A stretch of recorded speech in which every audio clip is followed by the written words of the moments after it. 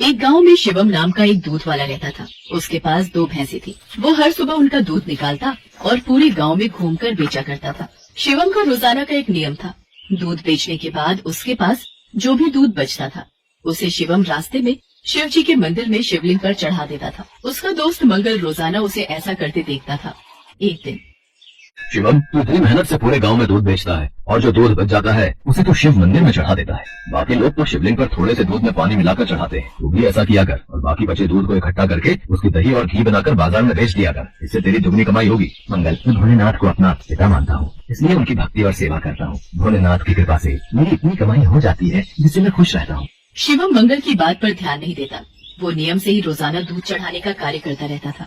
एक दिन मंदिर के पंडित जी ने शिवम से कहा, शिवम, तू हर दिन महादेव का दूध से अभिषेक करता है। तेरी क्या मनोकामना है जिसके लिए तू ये सब कर रहा है? पंडित जी, मुझे भोलेनाथ से कुछ नहीं चाहिए। मैंने कई बार कुछ लोगों को दूध में पानी मिलाकर चढ़ाते देखा तो मुझे लगा भोलेनाथ पानी मिला दूध पीकर कमजोर न हो जाए, इसलिए मैं उनको दूध चढ़ा देता हूँ। अच्छा, फिर ठीक है। एक दिन गांव में तेज बारिश हो रही थी। बारिश के कारण शिवम दूध बेचने नहीं जा सका। उसका आज सारा दूध बच गया था। उसने सोचा, आज इतना दूध बच गया है, मैं इसे शिवलिंग पर चढ़ाता हूँ। शिवम, ये दूध तो बहुत सारा है, ये तो बहकर खराब हो जाएगा, तो फिर मैं इस दूध का क्या करूं? पंडित जी, मैं ये दूध घर वापस भी नहीं ले जा सकता और ऐसे तो ये दूध खराब हो जाएगा। तुम एक काम क्यों नहीं करते? तुम इस सारे दूध की खीर बनाकर भोलेनाथ को भोग लगाकर गांव में खीर का प्रसाद बांट दो, इससे तुम्हें पुण्य मिलेगा। पंडित जी, ये तो आपने बहुत अच्छा विचार बताया है। मैं अभी जाकर बाजार से खीर का सामान लेकर आता हूँ।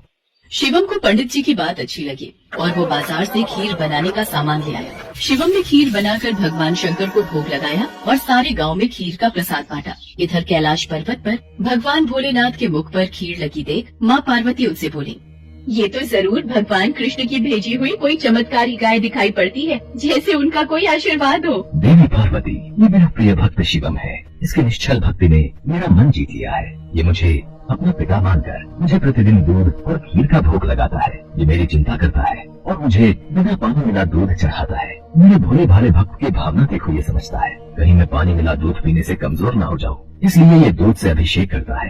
प्रभु, फिर तो अपने इस भक्त पर कृपा करने के लिए हमें इसकी परीक्षा लेनी चाहिए। तो देर किस बात की देवी पार्वती, हम अभी पृथ्वी पर चलते हैं और अपने भक्त शिवम की परीक्षा लेते हैं। भगवान शिव और देवी पार्वती ने सेठ सेठानी का भेष बना लिया और शिवम के घर पहुँच गए। नमस्ते जी, कहिए आपको मेरे से क्या काम है? हमने तुम्हारे बारे में बहुत सुना है। तुम बहुत ताजा और शुद्ध दूध बेचते हो, इसलिए हम तुमसे दूध खरीदना चाहते हैं। तुम रोजाना अपना सारा दूध हमें बेच दिया करो। हम हर दिन तुम्हारा सारा दूध खरीदेंगे और तुम्हें दूध बेचने के लिए पूरे गांव में भागना भी नहीं पड़ेगा। हमारे लोग यहीं से दूध ले जाएंगे और पैसे तुम्हें दे देंगे। मैं आपको सारा दूध नहीं दे सकता। मेरी भैंसें जितना दूध देंगी उसमें से थोड़ा दूध मैं भोलेनाथ के अभिषेक और खीर के प्रसाद के लिए रखूंगा। पर हमें तो रोजाना बहुत दूध चाहिए। तुम सारा दूध दे दो, भले ही दाम 4 गुना ले लो, तुम्हारी अच्छी कमाई हो जाएगी। नहीं सेठ जी, मैं आपको सारा दूध नहीं दे सकता। आपको दूध लेना है तो मैं शिव मंदिर के हिस्से का दूध अलग करके ही आपको दे सकता हूँ, नहीं तो कोई बात नहीं। चलो भाग्यवान, हम कहीं और से दूध पता कर लेंगे। ये तो कोई बहुत बड़ा शिव भक्त जान पड़ता है। सेठ और सेठानी वहाँ से चले गए। कुछ दूर जाकर उन्होंने एक गरीब ब्राह्मण का भेष बना लिया। देवी पार्वती, अब हमें अपने भक्त की परीक्षा किसी और तरह लेनी होगी। भगवान शंकर और माँ पार्वती मंदिर की सीढ़ियों पर बैठ गए। शिवम दूध बेचकर मंदिर जा रहा था। उसने एक गरीब ब्राह्मण ब्राह्मणी को रोते देखा। आप दोनों क्यों रो रहे हो? मुझे अपनी परेशानी बताओ, शायद मैं आप दोनों की सहायता कर सकूं। बेटा, हम दोनों कई दिनों से भूखे हैं, हमारे पास खाने को कुछ नहीं है। आप परेशान मत होइए, मेरे पास कुछ दूध बचा हुआ है और एक डिब्बे में ये खीर है। आप ये दूध पी लो और ये खीर खा लो, इससे आपका थोड़ा पेट भर जाएगा। भगवान शंकर तुम्हारा भला करे बेटा, आज तुमने हमें ये दूध और खीर खिलाकर तृप्त कर दिया। यदि मैं आपको भूखा छोड़कर भगवान भोलेनाथ को ये दूध और खीर का भोग लगाता तो वो भी इसे ग्रहण नहीं करते, क्योंकि जिस तरह से मैं उन्हें अपना पिता मानता हूँ तो वो भी तो आपके पिता है, तो मैं उनकी संतान को भूखा कैसे रख सकता था? इसलिए मैंने ये दूध और खीर आपको दिया। पर बेटा, ये प्रसाद और दूध तो तुम भगवान भोलेनाथ के लिए लाए थे, तुमने हमें दे दिया। तुमने हमारे लिए अपना नियम क्यों तोड़ दिया? शिवम की भोली भाली और पवित्र बातों को सुनकर भगवान शंकर और देवी पार्वती अपने असली रूप में आ जाते हैं। उन्हें देखकर शिवम उनके चरणों में गिर जाता है। शिवम, मैं तुम्हारी सच्ची भक्ति से बहुत प्रसन्न हूँ। मांगो, क्या मांगते हो? प्रभु, मुझे आपकी भक्ति के सिवा और कुछ नहीं चाहिए। मुझे आपकी भक्ति करके जो खुशी मिलती है उससे बढ़कर मेरे लिए कुछ भी नहीं। शिवम, तुम मेरे सच्चे भक्त हो। आज के बाद तुम्हारे जीवन में कोई दुख नहीं रहेगा। मेरा आशीर्वाद सदैव तुम्हारे साथ रहेगा। शिवम को अपना आशीर्वाद देकर भगवान शंकर और माँ पार्वती अंतर ध्यान हो जाते हैं। उस दिन के बाद शिवम का जीवन सभी प्रकार के सुखों से भर जाता है।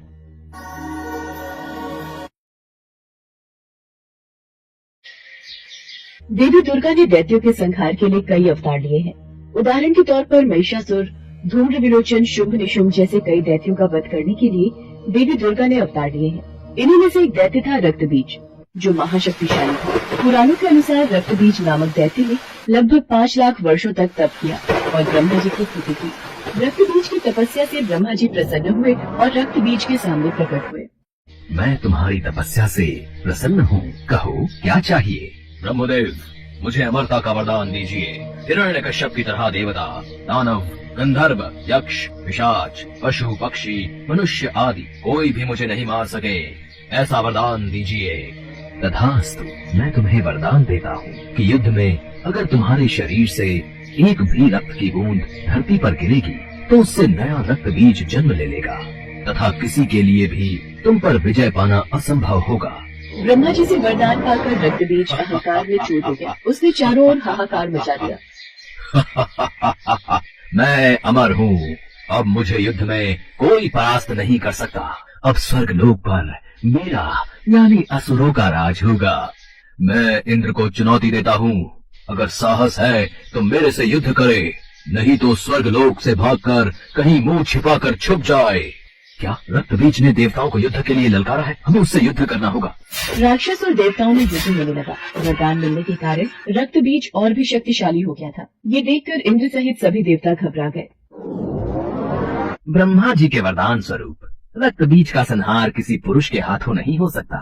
उसका वध केवल एक स्त्री ही कर सकती है। आपको भगवती दुर्गा की स्तुति करनी चाहिए। उन्होंने अनेकों राक्षसों का वध किया है। आप उचित कह रहे हैं देवर्षि नारद, हम सब देवी दुर्गा की स्तुति करते हैं। अब इस संकट से वही हमें पार लगा सकती हैं। और सभी देवता देवी दुर्गा का ध्यान करते हैं और देवी दुर्गा वहाँ प्रकट होती है। देवी भगवती, हमें रक्तबीज नामक राक्षस से मुक्ति केवल आप ही दिला सकती हैं। हमारी सहायता कीजिए माँ। आप सभी निश्चिंत रहिए, रक्तबीज नामक दैत्य का संहार अवश्य होगा। उसे उसके पापों का दंड अवश्य प्राप्त होगा। देवताओं को आश्वासन देकर माँ दुर्गा ने रक्तबीज को युद्ध के लिए ललकारा। तू एक साधारण अबला स्त्री मुझे युद्ध के लिए ललकार रही है। तू मेरा कुछ नहीं बिगाड़ पाएगी। रक्तबीज, अब तेरी मृत्यु निश्चित है। मेरे हाथों से तू नहीं बच पाएगा। अच्छा, तू मेरा वध करेगी? देखता हूँ ये कैसे संभव होता है।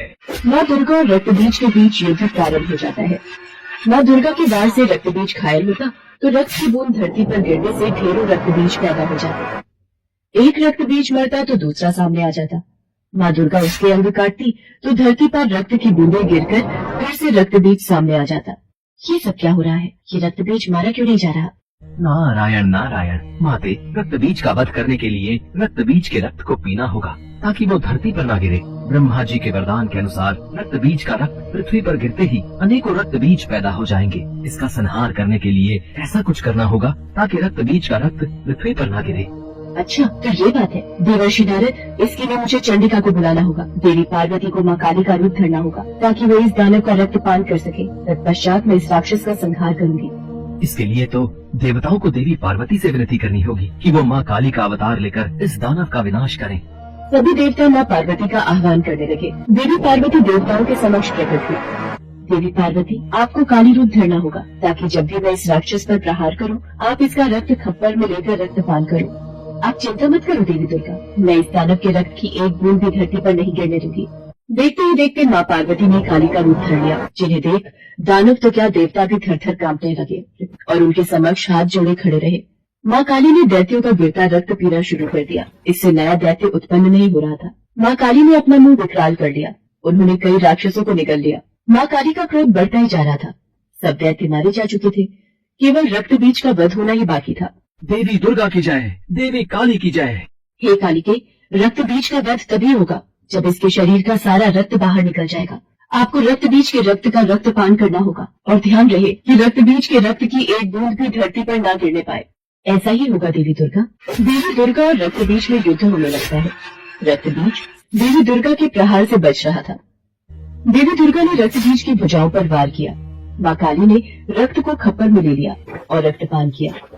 देवी दुर्गा ने रक्त बीज के सिर को काटकर धड़ से अलग कर दिया और खप्पर में रख दिया। माँ काली ने सारा रक्त पी लिया। हे कालिके, आपकी मुंडमाला के लिए मैं रक्त बीज का ये मुंड आपको भेंट करती हूँ। मुझे रक्त चाहिए, मुझे दानवों के मुंड चाहिए, मुझे रक्त दो, मुझे दानवों के मुंड दो। हे शिवा, हे कालिके, रक्त बीज का वध हो चुका है, अपना क्रोध शांत करो देवी काली। मुझे दानवों का रक्त दो, मुझे दानवों का मुंड दो, मुझे दानवों का रक्त दो, मुझे दानवों का मुंड दो। कालिके को रोकने का एक ही उपाय है, भगवान शिव वही काली के क्रोध को शांत कर सकते हैं। देवाधिदेव महादेव, माँ काली का क्रोध बढ़ता ही जा रहा है। उन्हें रोका न गया तो उनके क्रोध से पूरी सृष्टि का विनाश हो जाएगा। मुझे रक्त दो, मुझे मुंड दो, मुझे रक्त चाहिए, मुझे मुंड दो, मुझे रक्त दो, मुझे मुंड दो। देवी काली का क्रोध आक्रामक हो गया था। देवी काली क्रोध की अग्नि में बढ़ती जा रही थी। उनका क्रोध शांत नहीं हो रहा था। अचानक भगवान शिव धरती पर लेट जाते हैं और देवी काली का पैर उनके ऊपर पड़ जाता है और भगवान शिव को अपने चरणों में पड़ा देख देवी काली की जीभ बाहर आ जाती है और वो अपने वास्तविक रूप में आ जाते हैं। महादेव, आप मुझे क्षमा कीजिए, मैंने क्रोध में आपकी ओर देखा नहीं। उसके पश्चात सभी देवी देवता भगवान शंकर और माता पार्वती पर फूलों की वर्षा करते हैं।